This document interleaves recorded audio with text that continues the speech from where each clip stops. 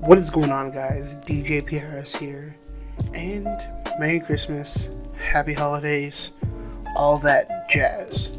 So, before I get into this video of my New York City recap, I just want to thank everybody who entered the giveaway. It was a crazy turnout. We had almost over 600 entrants, which did boost up my Twitch. So come the new year, I will be streaming a lot more, just in the process of upgrading my computer. But the winners have been emailed, and everybody did come and reclaim their prizes. So I just want to thank you for that, and let's get on with the show.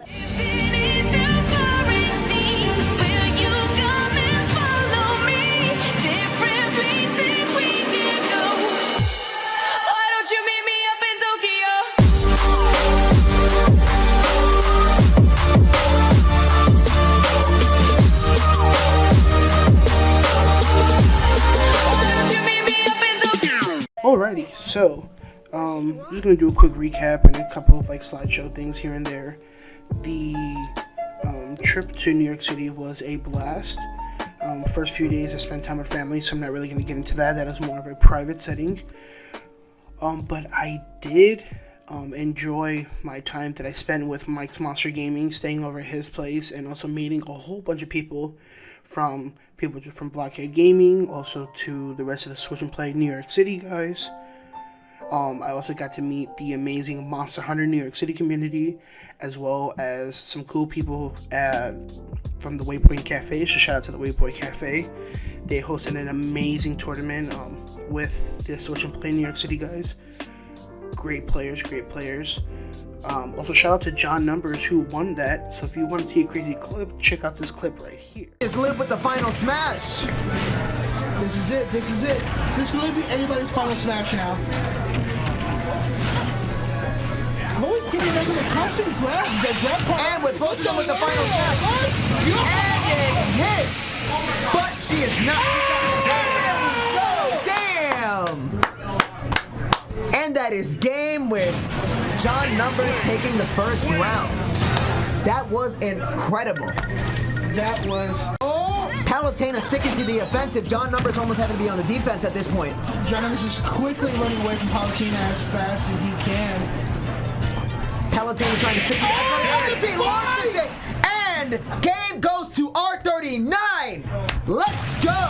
2-1. It could be anyone's game. What a redemption. You think he's going to save an Inkling? How exciting. I think so. Needs that redemption. That's but let's see, the real question is corners. Looks like Numbers already did a number on him. But I give up. Fouls are definitely keeping. This is the higher anticipation of figuring out the Joker is confirmed for Smash. And we're now talking about the DC villain, baby. But he is seeing these times. Oh, and that's Mike! Damn! Got 101%. If you Numbers, I thought you were gonna just. Homeboy John Numbers took the #1 spot. It was an amazing match. I got to commentate that whole grand finals, and it was a blast. There's gonna be a lot of people I'm gonna be shouting out the rest of this video. So if I don't say your name personally, I am showing up the clips, so please bear with me. There was a lot of people I met. But let's get on to the main thing, which was the Smash launch. My crazy ass did not wait in that line.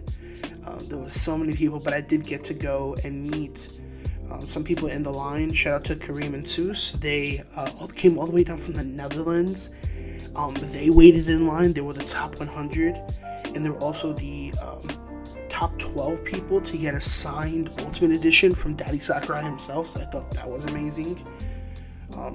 Unfortunately, I did not stay that Sunday when they were all going to Mike's place to do a crazy stream. But I did, shout them out and share the stream a little bit. But speaking of Mike's stream, here is a little Curb Your Enthusiasm failure montage of me playing Smash Ultimate with Mike the night that it came out. So enjoy. Sorry, I've been with my grandpa. She's like, oh, chico, la blanquita. Oh, shit. That's too much, man. I can't.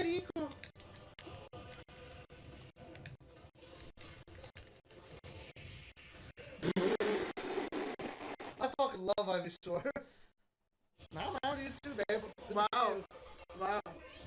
Really? Is that what we're doing now on stream? What? I got lucky with that. Come on. No, we're meowing at each other? Well, no, I'm meowing at my girlfriend who's in the chat. She's the only one I meow at. I don't meow at anybody else. Now, this game is great, Gamer Smash Alex. Good to see you. Oh, it's King Tutara. King Tutara. Alright, after this, I'll teach you the facilities. So you can unlock a few more. Oh, this shit looks so nice. The Fountain of Dreams looks great. That's a beautiful stage.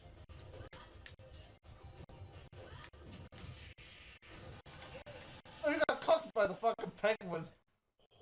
Holy shit. No.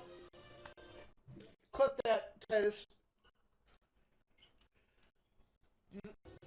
See if he... No! Okay, no, done. Yeah. Yeah.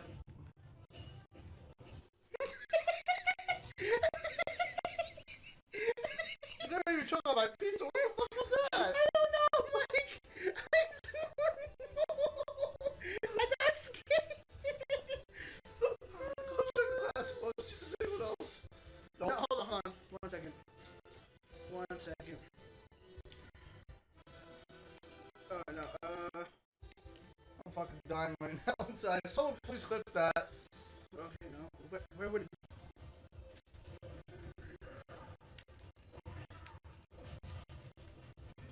By the way, I gotta say, the fucking Fountain of Dreams looks wonderful. Wait a minute, how the fuck doesn't... Hold on a minute. Hold on, I gotta ask you. Doesn't Ganon inside usually mean that Ganon wins when that happens? It's that all the fucking sides don't mean shit anymore. Titus, please clip that.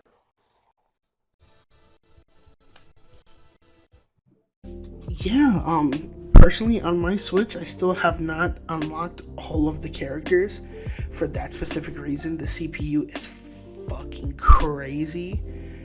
Oh man, I just couldn't do it.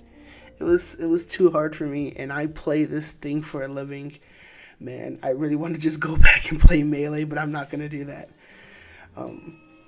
But a lot of people are here to figure out exactly what happened that Saturday at Long Island. So, if you guys want to know the full story, watch this little montage of me playing a little bit, and then let's get on with the show.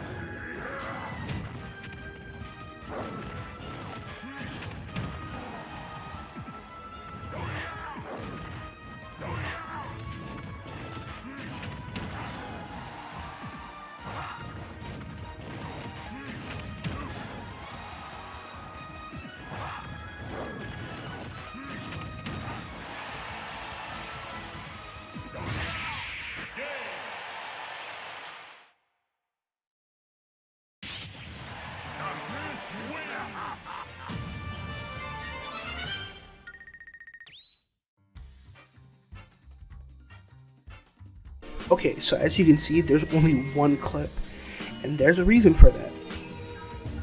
The Long Island Retro community, or the guy who's in charge of the Long Island Retro Convention, big props to him, because this was a crazy last minute tournament, for the venue and all that. I give him the utmost props. I think his name is Joel, so shout out to Joel. But the main problem that I had was with Smash Long Island, or Smash Island like they like to call themselves. The tournament was a complete disaster, and I mean that with the utmost respect. It was a disaster. There's no other way to put it. I don't know how you can think that you can make this event as small as the venue is, and as crazy as the people were there, and just not handle it properly. So let me bring it back a notch. I was told about this event literally a month before I flew out to New York. There was 4 different entrants. No, 3. Let me get my facts straight before I start doing anything crazy. There was 3 different events. There was a paid version to play Smash Ultimate. There was a free version to play Smash Ultimate, and then there was a paid melee portion. No Smash 4, no Brawl, no Project M. That was all on the free to play sections in the corners. When I paid, it was $11 to get into the paid version of the Smash Ultimate Tourney. $15 venue fee just to get into the convention, and then $11 to play. When I paid for my entry fee to get into this tournament, there was only 48 people, and that was Friday afternoon. The tournament was on Saturday, right? So let's just put that into perspective. So in the matter of 24 hours, it went from 64 people to over 240 entrants, literally into the last minute of the tournament registration. There was no cap limit at all. So when you look at the Facebook event page, and when you look at the smash.gg, so I'm going to have screenshots of everything put up here, there's a specific rule set. That's 2 out of 3, no items, no Final Smash, none of that. It was just a straight 1v1 Omega or Final Destination stages, Omega or Battlefield stages. When I went to sign up for the tournament and everything, we were not recapped on anything. They were just telling everybody to wait in line, wait to be called out. It took an hour and a half for me to even play my first match. And when I was told to play my first match, it was on stream. I'm like, okay, that's cool. I get to play on stream. I get told from one of the TOs, it's no longer a best 2 out of 3. It is a one and done match.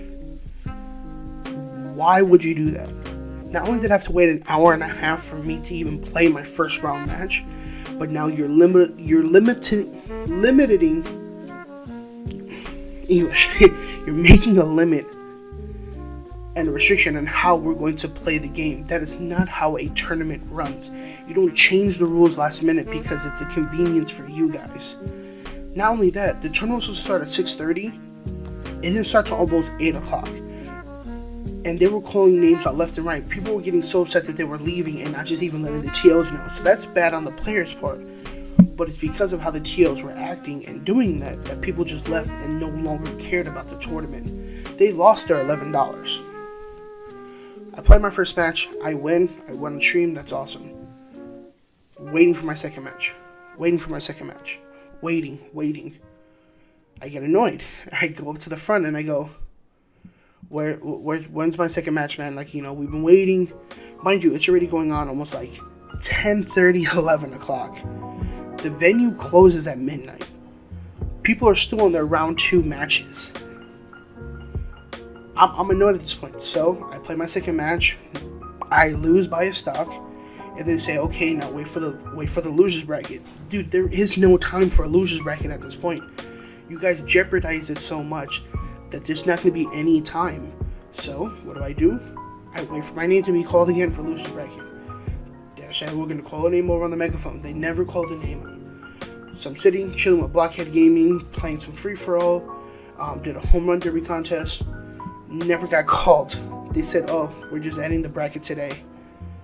So I lose my $11. At this point, I don't even give a fuck anymore. I am done with this tournament. Now let's bring it on to Saturday night, Sunday morning, because now I have to be at the airport. I'm at the airport, and I get a notification on my Facebook from the TOs from Smash Island going, and I quote, here's the screenshot. If anybody did not get to finish the bracket, meet us at this cafe to finish the tournament. No, you don't do that. You don't just choose last minute at like 4 a.m. to go, hey, by the way, if you don't have any plans and you want to finish this bracket and you want to try to win the first place prize, come to this venue. You don't do that. At that point, you should have just given people their refunds, apologized, and moved on with something new. But they didn't do that. Try to have a conversation with them, let them state my problems. Of course I can't make it. I'm going back to Arizona. And they just decided no longer to reply to me. I kind of called them out on Facebook. And then their excuse was, oh, that is not true, you're being rude, blah, blah, blah, blah. At the end of the day, I wasn't trying to get my refund or anything. I was just saying that was poorly planned from one TO to another. You handled this poorly. It was completely overdramatic, and the whole time they were blaming like their computers, the internet. They weren't doing the bracket. There was like 4 or 5 people running around back and forth with chickens with their heads cut off. People were leaving because they brought out their switches. And dude, I would leave too. Like if I brought my console to provide for this tournament and then this was like a complete shit show, I would have left too. No problem. Like, so even they weren't prepared with their own switches or anything. And it's true because they went to Blockhead's stream and said, hey, are you guys using the Switch? We need to use the Switch. It was just a complete mess. I don't recommend, like, if you're from out of state and you're going to like try to like participate in a tournament, whatever, just don't go to theirs, man. Hopefully they improve. I wish them the best of luck. But they robbed me of my $11. Over 200 people. They didn't even cap it. They just weren't ready for this. But here's a funny slideshow of the cool things that I did in New York. I'm DJ PRS. I'll catch you guys in the next video. Deuces.